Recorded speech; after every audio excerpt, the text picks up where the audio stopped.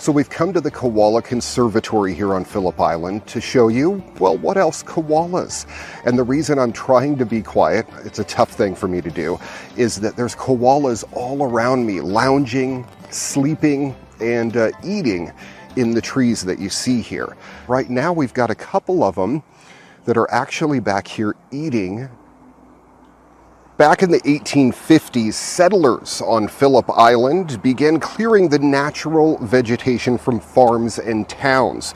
Over time, the natural woodlands were reduced to small fragments surrounded by cleared areas. On Phillip Island, the natural vegetation was reduced to less than 15% of its original state. That was by the 1990s.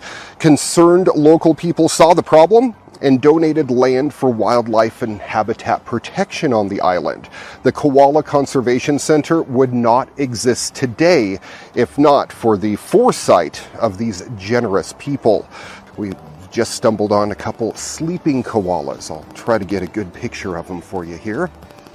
This is what koalas do most of the day. They're nighttime animals, and they sleep most of the time. So when you come out to see them, you've got to be quiet.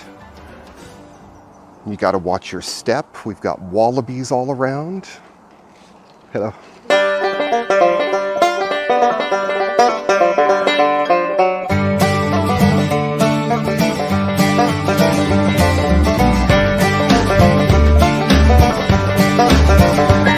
Koalas were first introduced to Phillip Island in the 1870s. No one actually knows why, but somebody did bring them here and they aren't native to the island itself. The koala population grew quickly and people came to the island for wildlife, particularly to see the koalas.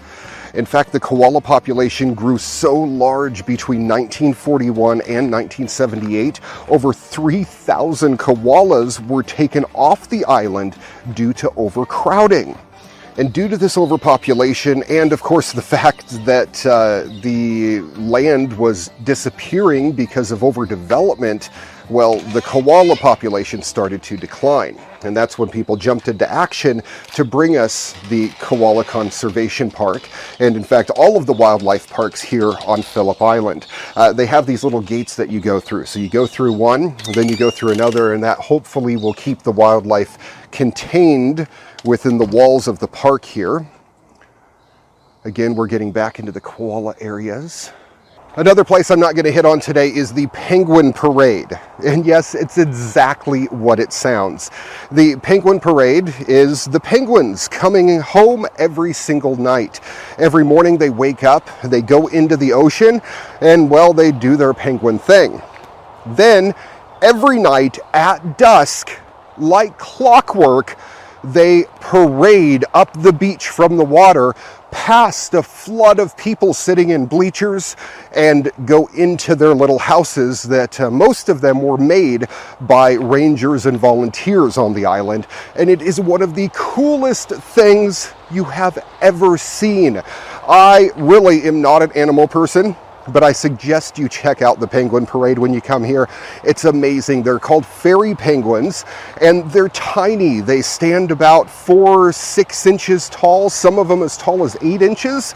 And again, it's like clockwork. Every night at sundown, they come out of the water, and you can watch them parade themselves up the side of the hill and into their little habitats.